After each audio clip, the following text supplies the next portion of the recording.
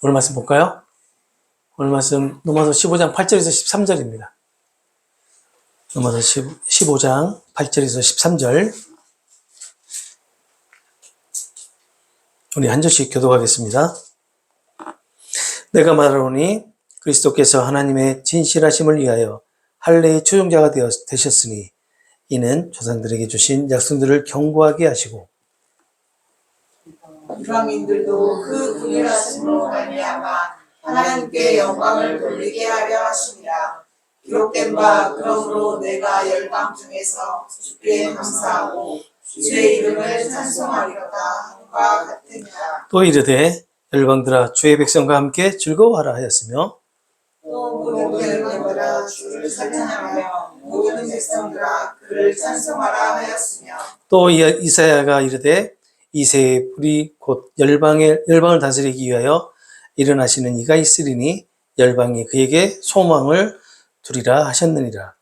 소망의 하나님이 모든 기쁨과 평강을 믿음 안에서 너희에게 충만하게 하사 성령의 능력으로 소망이 넘치게 하시기를 원하노라. 아멘. 우리 함께 신앙 고백할까요? 예수스 에스티노 크리스토스. 예수스 에스티노 크리스토스. 예수스 에스티노 크리스토스. 예수스 에스티노 크리스토스. 예, 예수는 그리스도이시다. 자, 인사 나누겠습니다. 아가포카이에올로고엔 예수. 아가포카이에올로고엔 예수. 예, 아가포카이에올로고엔 예수. 예수님 안에서 사랑하고 축복합니다. 옆에 분들 좀 보시면서 한번 해볼까요? 아가포카이에올로고엔 예수. 예, 주님의 이름으로 사랑하고 축복합니다. 한 주간 잘 보내셨죠? 네, 바쁜 일정 가운데서도 건강 잃지 않고 이렇게 다시 만나서 예배를 드릴 수 있어서 너무나 감사합니다. 이 모든 게 성령께서 우리와 함께 하시기 때문에 우리에게 주어진 은혜가 아닐까 싶습니다. 자, 우리가 로마서 14장부터 시작을 한 이 믿음이 강한 자들과 약한 자들에 대한 갈등들, 문제들, 신앙의 차이들, 이런 것들에 대한 바울의 권면을 쭉 지금까지 살펴보았는데, 지난 시간에 했던 그 15장 7절 말씀으로 권면은 마무리가 돼요. 권면은 마무리가 되고, 또 오늘 본문은 또 이 마무리를 했던 그 권면에 대한 예수님의 사역과 어떻게 연결되는지를 얘기를 하고, 또 바울은 이 로마교회 성도들에게 일종의 축원을 합니다. 기원을 해요. 하나님께서 어떻게 해주시길 원한다라는 그런 축원을 하는데, 지난 시간에 7절에서 우리가 살펴봤던 것 같이 바울은 좀 7절에서 의미심장한 얘기를 좀 합니다. 그 의미심장한 얘기가 뭐냐면, 그리스도께서 하나님의 영광에 이르기까지 너희를 받아준 것처럼, 너희들을 받아주셨다, 너희들을 인정해 주신 것처럼 예수님께서 너희들도 하나님의 영광을 위해서 서로를 받아들이라. 우리가 이제 14장부터 쭉 살펴본 내용을 다시 더듬어 보면, 왜 믿음이 강한 자와 믿음이 약한 자가 왜 서로 갈등을 할 수밖에 없었는지, 그런 걸 알고 있잖아요. 그러죠? 음식 문제, 그러니까 율법과 자유학, 이런 거에 대한 갈등이었잖아요. 예, 그런 것을 위해서 서로 받아들이지 못하고 있었던 그런 부분들을 이렇게 바울은 예수님께서 너희들하고 다르지 않느냐. 그런데 예수님은 너희들을 하나님의 영광을 위해서 받아들였다는 거예요. 아무런 조건 없이. 그러니까 너희들도 어떻게 해? 서로 받아들여라. 인정을 해라. 라는 그런 메시지를 지난주에 7절에 준단 말이에요. 이 서로 받아들이라, 이 명령은 그냥 단순하게 우리가 흔히 서로 이렇게 교회 안에서 갈등이 있는데 서로 보이지 않는 그런 다툼이 좀 있는데 그냥 무시하고 그냥 서로 그냥 잘 지내봐 라는 그 정도의 그런 목적이 아니잖아요. 하나님의 영광을 위해서 한단 말이에요. 하나님의 영광을 위해서. 이 메시지가 어떻게 보면 그냥 서로 그냥 예의 바르게 행동을 하라는 그런 의미는 아닌 것 같고, 진심을 담아서 인내하면서 적극적으로 서로를 품고 사랑하라라는 그런 뜻인데, 이 명령이 주는 무게가 어때요? 가벼워요? 엄청 무거워요. 정말 엄청 무겁습니다. 왜 무거울까? 그렇죠. 우리가 할 수 없는 거기 때문에 그렇죠. 우리가 할 수 있는 거면 가볍게 생각을 했겠죠. 그런데 한번 할 수 없기 때문에 정말 무거웠어요. 우리의 힘과 능력으로 도저히 이 말씀을 우리가 받아들이고 우리가 실천할 수 없는 것을 알기 때문에 무거웠던 거죠. 그래서 이것을 지속적으로 하라라는 그런 명령은 우리가 해내기 너무 어려웠던 그런 명령이었어요. 그런데 바울의 이 명령에서 보면 우리가 지난주에 살펴보았던 것 같이 좀 다르게 해석을 할 수 있다고 말씀드렸죠. 너희가 직접 이 받아들임을 이룰 수 없으니 성령께서 그 일을 이루시겠다. 그 성령께서 그 일을 이루시도록 너희 자신을 하나님께 맡기라라는 그런 메시지도 해석을 할 수 있다고 말씀드렸잖아요. 저는 성경을 보면서 이렇게 생각을 해요. 성경에서 보면 우리에게 무엇인가를 명령을 하고 무엇을 하지 말라라는 하는 그런 구문들이 많아요. 그런데 그걸 자세히 살펴보면 그냥 수박 겉핥기 형식으로 보는 것이 아니라 자세히 살펴보면 과연 우리 그리스도인들이 그런 명령들, 권면들, 무엇을 해라라고 하는 그런 것들을 과연 할 수 있는 게 얼마나 있을까를 생각해 보면 아무것도 없더라고요. 그러니까 성경에서 말하고 있는 그런 모든 내용들이 우리가 할 수 있는 것이 아니다라는 하나의 이면의 메시지가 포함되어 있는 거예요. 그래서 너희가 할 수 없기 때문에 예수께서 십자가에 다 이루신 거야 라는 그런 메시지가 있고, 그리고 그 이후에 부활하시면서 너희에게 보혜사 성령을 보내줄 테니 그 성령이 너희들을 도울 거야. 그 성령이 도와서 너희들이 그것을 이루어갈 수 있도록 옆에서 서포트를 해줄 거야 라는 그런 메시지가 있다는 사실을 알죠? 알면서도 그것이 갖고 가다는 그게 안 받아들일 때도 있어요. 그래서 그렇게 해야 되나? 라고 느낄 때가 있단 말이에요. 그게 이제 어떻게 보면 정상적인 거예요. 근데 우리가 잊지 말아야 될 것은 우리에게 주는 메시지는 항상 우리 뒤에는 항상 예수님이 있다는 거. 그리고 내가 아니라 예수님께서 하시겠다라는 의지와 그리고 예수님께서 이루시겠다라고 하는 메시지를 꼭 전달해 준다는 거. 이것을 이 틀 안에서 우리는 성경을 꼭 봐야 돼요. 오늘 본문에서 보면 그것을 너무나 잘 얘기해 주고 있잖아요. 나중에 살펴보겠지만 13절을 보게 되면 뭐라고 얘기를 하냐면 성령의 능력으로 소망이 넘치게 하기를 원한다. 나는 이 바울의 고백에도 그것이 다 포함되어 있는 거예요.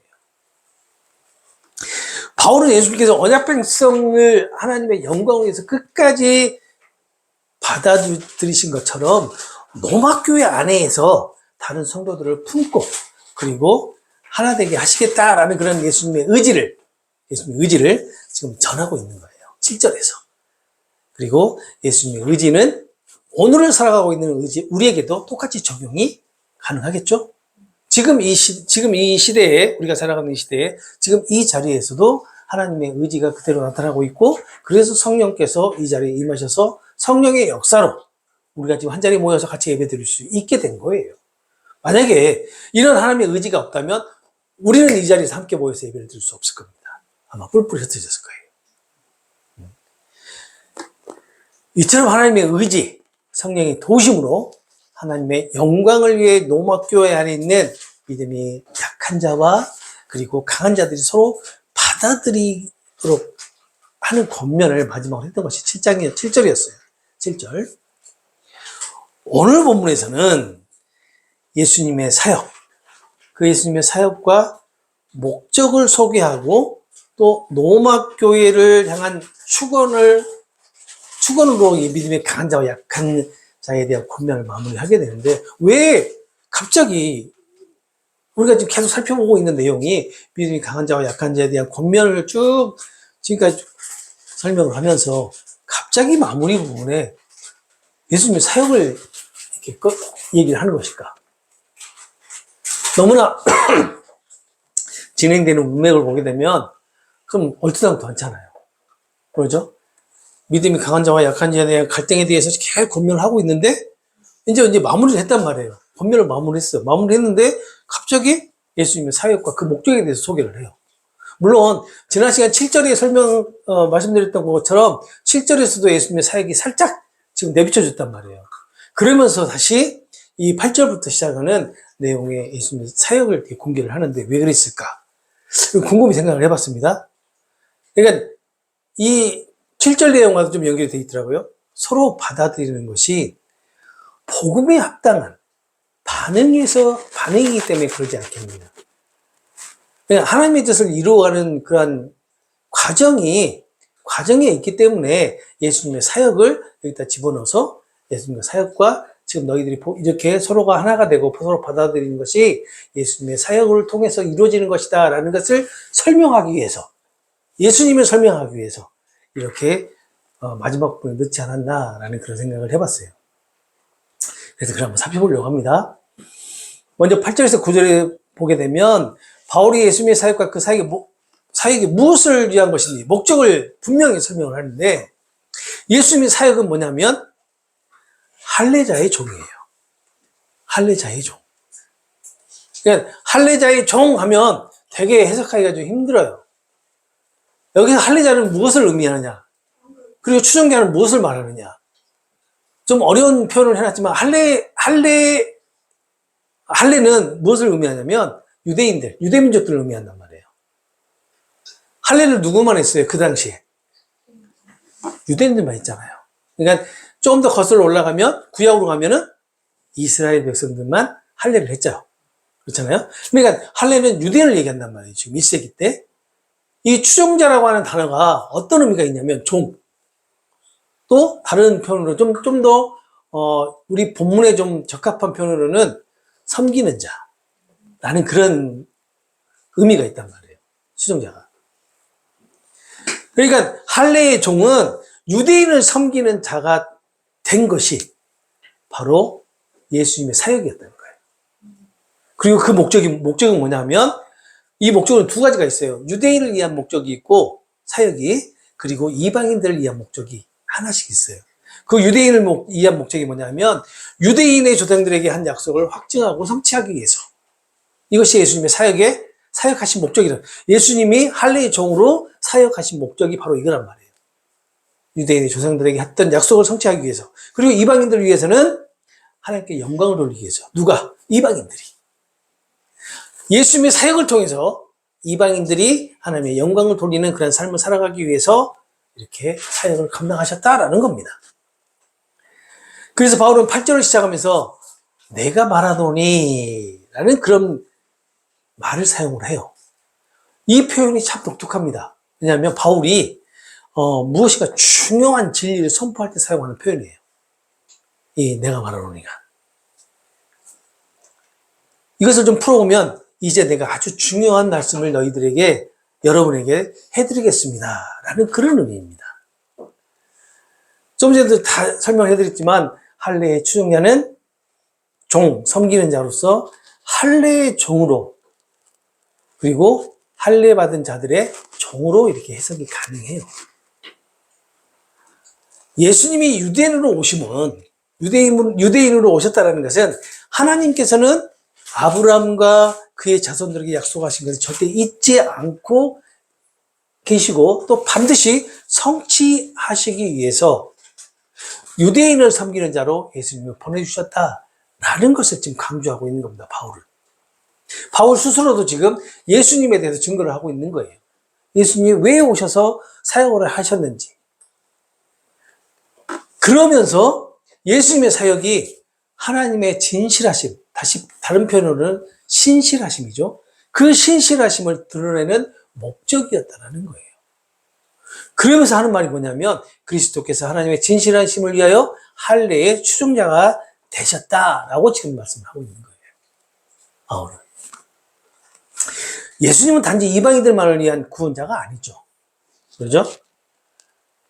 왜 이방인들을 위한 구원자가 아니냐고 말씀드리냐면 지금 14장부터 쭉 이어오는 갈등에서 어떻게 보면 유대인들보다는 구원에 대한 포커스가 이방인들에게 지금 맞춰져 있기 때문에 그래요. 그래서 자칫 이 대목에 들어오면 이 구원이라는 것이 이방인들에게만 주어지는 것인가라는 그런 착각을 할 수도 있습니다. 그래서 구원은 이방인들만을 위한 것이 아니다라는 거. 왜냐하면 오늘 본문이 그것을 답을 해준단 말이에요. 유대인을 위해 먼저 오셨어요. 유대인을 위해서. 먼저 오셨고 유대인들과 그 조상들에게 주셨던 하나님의 약속, 그러니까 아브라함과 이삭과 야곱에게 주셨던 그 메시아에 대한 약속을 견고하게 하셨다. 확실히 하셨다. 성취하시는 사역을 감당하신 것이 예수님의 사역이라는 얘기예요. 이처럼 유대인뿐만 아니라 이방인들을 향한 하나님의 구원 계획에 예수님의 사역이 포함되어 있다라는 것을 9절에 얘기를 합니다. 9절에. 9절을 보게 되면 이방인들도 국률하심으로 말미암아라고 하는데, 이 말은 이방인들이 율법을 지켜서 그 언약 백성이 되었을까요? 아니면 율법을 지키지 않고도 언약 백성이 되었을까요? 그렇죠. 언약 지키지 않았죠. 율법을 지키지 않았죠. 그러니까 이방인이 율법이나 언약이 없어도, 사실 이방인들에게 언약이 주어지지 않았어요. 그렇죠? 언약이 없어도 구원받을 수 있었다는 것을 구절은 지금 강조하고 있는 거예요. 이방인의 구원은 무엇인가 주어졌던 자격, 그러니까 선민이라고 하는 이스라엘에게 주어졌던 그 자격이 있죠. 그리고 언약 백성이라고 하는 자격, 이 자격과는 전혀 상관없이 전적인 하나님의 은혜였다라는 것을 지금 말하고 있는 겁니다. 그러면서 이방인의 구원은 무엇을 위해서 이루어진 거라고요? 하나님의 영광을 위해서 이루어진 거라고 지금 얘기를 하고 있어요. 9절에.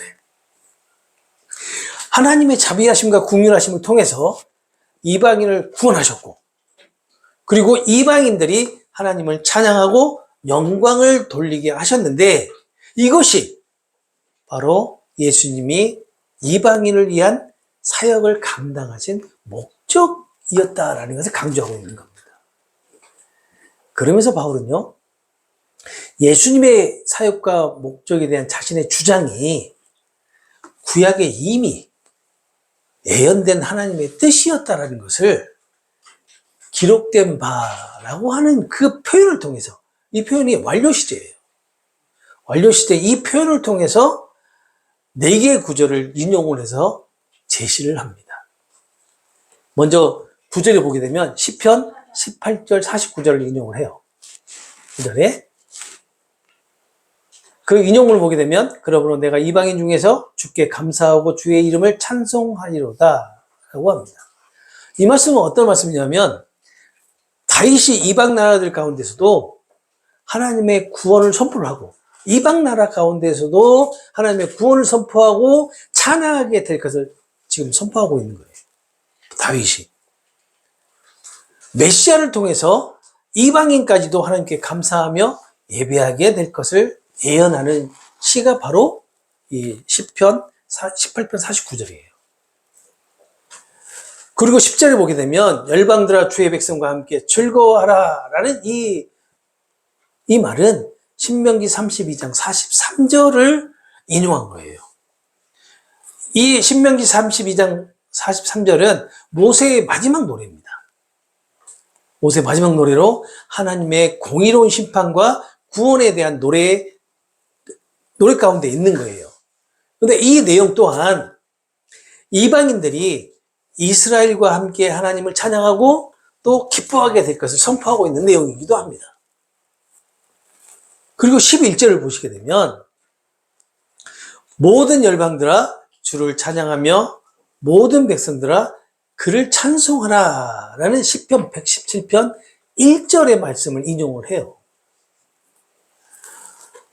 이것은 이방인들에게 하나님을 찬양하라라는 직접적인 명령을 지금 하고 있는 겁니다. 이 시에서. 그리고 이 시는 구원이 단지 그냥 유대인들에게만 있는 것이 아니라 모든 민족, 족속을 향한 하나님의 계획임을 나타내고 있는 시예요. 그리고 마지막으로 12절을 보게 되면 이사야서 11장 10절을 인용을 하는데, 이새의 뿌리 곧 열방을 다스리기 위하여 일어나는 이가 있으리니, 자, 여기서 이새의 뿌리가 누구죠? 유대민족이죠. 유대민족. 그죠? 그리고 열방을 다스리기 위해서 일어나는 이게 누굴까요? 유대민족에서 오는 구원자, 예수님이잖아요. 그걸 지금 얘기하고, 시편에서 지금 얘기하고 있는 거예요. 그 이가 있으리니 이방이 그에게 소망을 두리라. 이방 민족이 누구에게? 예수님에게 소망을 둔다라는 그런 얘기잖아요. 자, 이 말씀은 메시아가 오실 것과 메시아가 다스릴 나라에 대한 이사야 선지자의 예언이에요. 열방을 다스릴 이로 메시아 예수가 오셔서 유대인뿐만 아니라 이방 민족의 통치자가 되실 것을 지금 말하고 있는 것을. 그리고 이방인들이 예수님 안에서 소망을 두게 될 것을 예언하고 있는 그런 내용입니다. 이렇게 바울은 네 개의 구절, 그 구약의 구절을 인용을 하게 되는데 왜 네 개의 구절을 인용을 했을까? 한번 생각해 보세요, 여러분.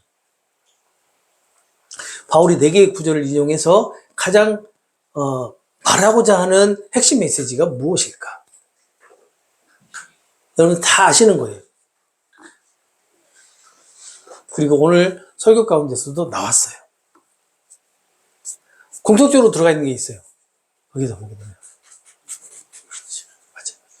맞아요. 네. 1차적으로는 유대인이겠지만 2차적으로는 이방인들에 대한 구원까지도 이미 어디에서? 구약에서 이미 선포되었다는 거예요. 그것을 말하고 싶은 거예요. 왜 그랬을까? 1세기 당시를 이제 우리가 이제 상상을 해봐야 되겠죠? 1세기 당시 로마 교회의 현재 유대인 그리스도인들과 이방인 그리스도인들 사이가 어떤 사이예요? 갈등이 심한 사이예요. 자, 이 유대인 그리스도인들은 뭘 주장해요? 본인들은 선민이고 율법이 있고 하나님의 백성이다, 언약 백성이다라는 그런 자부심이 있어요. 근데 이방인들은 아무것도 없어요. 근데 이방인들이 너무나 자유스러워. 더 믿음이 강해. 그래서 거기에서 오는 갈등. 그러니까 유대인 그리스도인데 이방인 그리스도인 전혀 이해를 못하는 거예요. 못 받아들이는 거예요. 아니, 우리는 하나님의 말씀을 받았잖냐, 성전에서. 근데 너희들은 그것도 없잖아. 근데 어떻게 너희들이 우리가 똑같은 언약 백성이냐고, 이러고 있는 거란 말이에요. 그런 갈등 가운데 바울이 이 구약의 4개 구절을 인용을 해서 설명을 해주는 게 뭐냐면, 봐라. 구약에서 이미 이방인들이 언약 백성이 될 것이다라는 계시가 있지 않느냐. 하나님의 말씀이 있지 않느냐. 예언이 있지 않느냐. 이것을 얘기하고 있는 거예요. 자, 보세요. 유대인과 이방인이 함께 하나님의 국륜을 찬양하는 것이 하나님의 계획이었다는 그런 성경적 근거를 제시하고 강하게 입증을 하는데, 바울은 그 근거한 구절을 다시 한번 우리가 상기시켜 보면, 신명기는 뭐죠? 모세오경. 그렇죠. 그러면 시편은 성문서. 이사야서는요? 예언서. 여기서 빠진 게 뭐죠? 역사서만 빠졌죠. 그러니까 역사서는 빠져있지만 구약 전체가 바로 하나님께서 하나님의 뜻에 이방인의 구원이 포함되어 있다는 것을 지금 바울은 강력하게 지금 유대인 그리스도인들에게 보여주고 있는 거예요. 왜 유대인 그리스도인들은 그렇게 이 모세오경을 보면서, 내지는 구약 성경을 보면서 왜 그것을 깨닫지 못했을까? 우리도 아마 그럴 수도 있어요. 왜냐하면 무엇인가 우리에게 주어지는 메시지가 있으면 그 메시지를 1차적으로 받아들이는 것은 내 중심적으로 받아들이게 되죠. 그리고 여기서 해석을 하고 그리고 분석을 해서 내 걸로 받아들이고 난 다음에 그 다음에 흘려보내게 되죠. 이게 우리가 뭔가를 메시지를 받고 수용을 하고 다시 내보내는 그런 시스템이란 말이에요.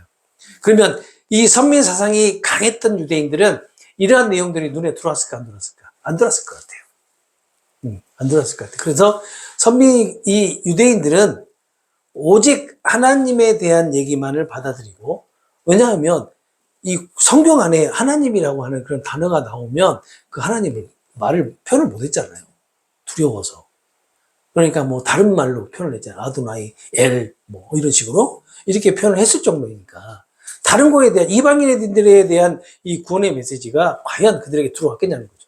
안 들어왔을 것 같아요. 우리도 마찬가지였을 것 같아요. 그래서 이렇게 이미 구약 성경에 주어졌음에도 불구하고 유대인 그리스도인들은 그것을 깨닫지 못했을 거예요. 그래서 바울은 이렇게 구약의 성경 말씀을 인용을 해서 전달해 줌으로써, 메시지를 전달해 줌으로써 유대인들이 그것을 깨닫게 하기 원했던 겁니다. 이방인들이 하나님 앞에 나아가고 또 구원받고 또 찬양하게 되는 일이 이렇게 어떤 시대적인 변화나 그리고 인간에게 다가오는 시련이나 뭐 결단이나 그런 것으로 인해서 이렇게 생겨나는 것이 아니라 하나님께서 이미 창세전부터 준비하셨던 것을 예언하고 있는 거예요. 계시를 해주고 있는 겁니다. 이미 계시했던 것을 다시 말하고 있는 거죠. 바울이. 이것은 노마교회에서 어떻게 보면 믿음이 연약한 유대인 그리스도인들과 또 믿음이 강한 이방인 그리스도인들 그 사이의 갈등을 신학적으로 해결하기 위한 핵심적인 논증이 아니었을까라는 그런 생각을 해봅니다. 이게 아마 잘 안 풀렸을 거예요. 예. 이 논증은 되게 오래 갔을 겁니다. 물론 우리가 공회의를 통해서 이것이 뭐 이방인을 정식적으로 받아들이게 되는 그런 과정도 있기는 하지만 이 기간이 상당히 오래 걸렸거든요. 그래서 이거에 대한 문제는 오랫동안 됐을 것 같고 지금도 아마 우리가 서로 어떻게 보면 이방인들과 선민들 사이에 보이는 갈등이 좀 있지 않을까. 우리가 이스라엘만 가도 그러잖아요. 이스라엘 가면 유대교인들 있잖아요. 유대교인들이 우리 개신교인들을 보면 어떻게 하죠? 핍박하잖아요. 그래서 이스라엘에 개신교가 그렇게 많지 않잖아요. 그 동행이라고 하는 그 동행인가요? 그 다큐멘터리? 예전에 한번 그런 거 보면 그 유대교인들이 그 이스라엘에 있는 기독교인들, 개신교인들을 핍박하는 모습, 막 폭력을 행사하고 하는 그런 모습을 볼 수가 있잖아요. 교회를 이렇게 막 부수고 그런 모습들이 있잖아요. 지금도 그런단 말이에요. 지금도. 나는 그런 갈등들을 바울은 신학적인 근거를 제시를 한 거예요. 그래서 이방인과 그리고 유대인들이 하나님의 그 계획 가운데 언약 백성으로 받아주셨다는 것을 지금 나타내고 있는 거죠. 그리고 또 이 구약의 인용은 이방인과 유대인 관계에 대한 점진적인 그런 흐름을 설명하기도 해요. 9절을 보니까 이렇게 돼요. 9절에는 유대인이 이방인 가운데 하나님을 찬양하고, 유대인이 이방인들 가운데 하나님을 찬양하는 거예요. 그리고 10절은 이방인이 유대인과 함께 즐거워해요. 이방인이 유대인과 함께 즐거워하고 11절은 이방인 모두가 하나님을 직접 찬양하게 됩니다. 그리고 12절에 가게 되면 이방인이 메시아께 소망을 둔단 말이에요. 예수님의 소망을 두는 그런 점진적인 관계의 개선을 지금 나타내고 있어요. 9절부터 12절까지. 유대인과 이방인이 이 과정을 통해서 하나님께 영광을 돌리게 되는 점진적인 흐름을 지금 나타내고 있는 거예요. 구약 성경은 이방인들을 그리스도 예수 안에서 함께 상속자가 되게 하고 함께 한 공동체의 지체가 될 자라고 말하고 있지 않아요. 그렇죠? 유대인만 그렇게 하고 얘기를 하잖아요. 이방인들 그렇게 얘기하고 있지 않아요. 하지만 하나님의 백성 이스라엘에게 주신 그 언약의 성취를 통해서 긍휼함의 그 은혜를 누리는 자들이 바로 이방인이다라고 지금 말을 하고 있습니다. 그래서 우리가 지금 이 자리에 있는 거예요. 우리 이방인이에요. 그렇죠? 우리가 이러한 은혜를 누리게 된 것은 하나님께서 이스라엘에게 해주신 그 언약 성취를 통해서 우리가 지금 그 은혜를 누리고 있는 거란 말이에요. 바울은 그 얘기를 하고 있는 겁니다.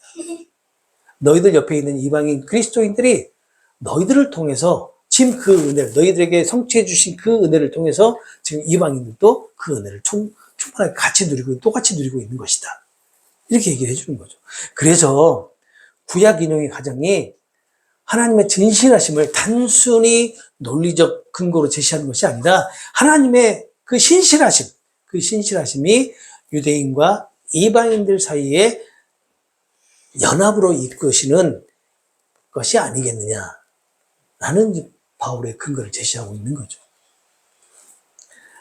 이처럼 바울은 구약을 이용해서 모든 민족이 하나님께 영광을 돌리게 하려는 하나님의 뜻을 선포를 하고, 그리고 13절은 로마교회 공동체가 하나님의 소망 안에서 참된 연합과 평강을 누리기를 축복하며 기도하는 말씀으로 14장 1절부터 시작된 갈등에 대한 권면을 축원으로 마무리를 하게 됩니다.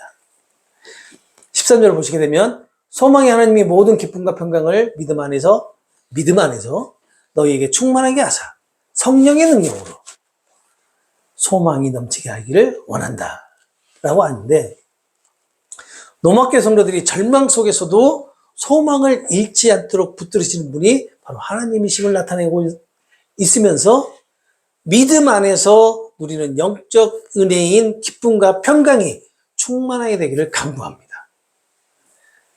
이것은 아마 로마교회 성도들 전체를 다 대상으로 하는 것 같아요. 뭐 이방인이나 유대인이 아니라 이 기쁨과 평강이 공동체 안에 분열이 아니라 연합을 이루는 기초가 되기를 바라는 것이라고 할 수가 있어요. 바울의 간절한 바람이겠죠. 그리고 인간의 능력과 노력과 결심이라 그런 환경이 개선되거나 하는 그런 것이 아닌 성령의 역사하심으로 바로 이러한 기쁨과 평강이 가능한 것이다. 하나님 나라의 소망이 넘치게 되는 것이다 라는 것을 말하면서 이렇게 되기를 간절히 원한다 라고 하고 있는 거죠. 그러면서 믿음이 강한 자든 약한 자든 결국은 소망의 하나님 앞에서, 그 소망의 하나님 안에서 같은 은혜를 충만하게 받기를 원한다는 바울의 기원이 아닐까라는 그런 해석을 해봤습니다. 오늘 이 13절의 이 본문은요, 하나님의 그 신실하심이죠. 신실하심을 위해서 예수님께서 어떠한 사역을 하셨고, 또 그 사역의 목적이 무엇이었고, 또 결과적으로 바울이 원하는 것이 무엇인가라는 것을 이 구절 하나에 다 들어가 있는 것 같아요.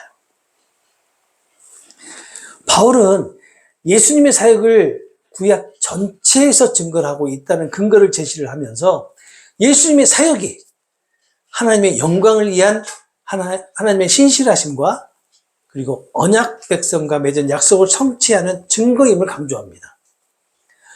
이방인들도 예수님 안에서 하나님의 긍휼을 하심을 입어서 예수님 하나님을 찬양하게 될 것이고, 또 노마교회는 성령의 일하심으로 소망이 넘치는 그런 공동체가 될 것을 기원을 하죠.